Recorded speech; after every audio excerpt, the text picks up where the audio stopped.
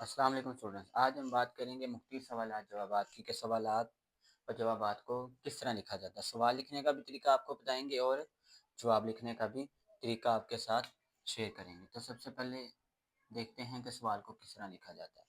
Board میں دیے گئے سوال کے مطابق اس طریقے سے لکھا جاتا ہے کہ سوال نمبر 4 اور مختلف جوابات دیں۔ سوال نمبر 5 بھی ہو سکتا ہے، لیکن ہمارا چونکہ سیریز چل رہی تو اس حوالے سے ہمارا بنتا ہے سوال نمبر 4۔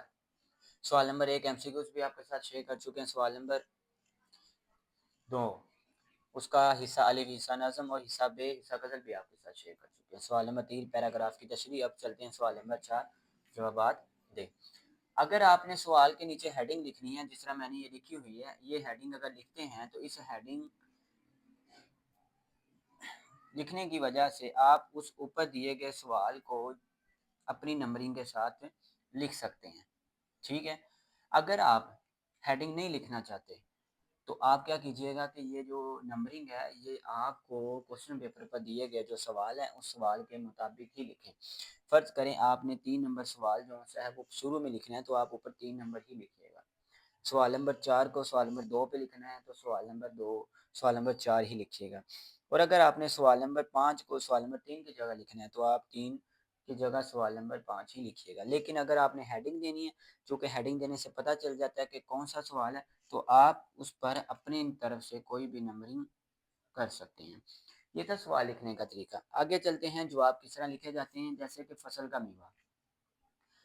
فصل کا میوہ سب سے پہلے کس کو دیا جاتا تھا؟ تو یہ پہلے چیپٹر میں سے کہ آپ صلی اللہ علیہ وآلہ وسلم فصل کا میوہ سب سے پہلے آپ صلی اللہ علیہ وآلہ وسلم فصل کا میوہ سب سے پہلے کم عمر بچے کو دیا کرتے تھے، ٹھیک ہے۔ سوال نمبر جو بھی سوال ہے آپ کو اس کو تقریباً 1.5 لائنز میں مکمل کرنا ہوتا ہے، ٹھیک ہے، کیونکہ انہوں نے لکھا ہوتا ہے کہ مختصر سوالات کے جوابات دیں۔ تو آپ کیا کہتے ہیں کہ اگر پیراگراف کی شکل میں لکھیں گے تو آپ کا جواب بھی مکمل نہیں ہوگا اور جواب کو اتھینٹک بھی نہیں مانا جائے گا۔ کلیم اور مرزا ظاہر دار بیگ، ٹھیک ہے، کلیم اور مرزا ظاہر دار بیگ ناول کس نے لکھا؟ تو کلیم اور Mirza Zahirdar Beg novel deputy Nazir Ahmad نے لکھا۔ اس کے بعد بات کرتے ہیں نامدہ مالی۔ نامدہ مالی کی موت کس طرح ہے؟ تو نامدہ مالی کی موت مکھیوں کے حملے سے ہوئی، یہ بھی لکھ سکتے ہیں۔ اگر یہ تو آدھی لائن میں ہو جائے گا تو اس کو ہم 1.5 لائن میں لے کے چلیں گے تو نامدہ مالی کام کرتے ہوئے کام میں اس قدر مصروف تھا کہ مکھیوں کی یورش آئی، اسے نامدہ مالی پر حملہ کیا، نامدہ مالی زخموں کی تاب نہ لاتے ہوئے فوت ہو گئے۔ اس طرح بھی آپ لکھ سکتے ہیں۔ تو یہ آپ کے سوال لکھنے کا طریقہ، سوال بھی یہ آپ کو پورے 10 مارکس ملیں گے، اس میں کوئی کٹنگ نہیں ہوگی اگر آپ اس طریقے سے لکھیں گے کہ سوال کس طرح لکھا جاتا ہے، جواب کس طرح لکھا جاتا ہے۔ تو انشاءاللہ ہم اگلے سوال نمبر 5 کے ساتھ حاضر ہوں گے۔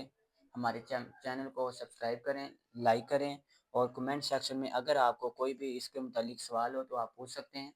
تب تک کے لیے اللہ حافظ۔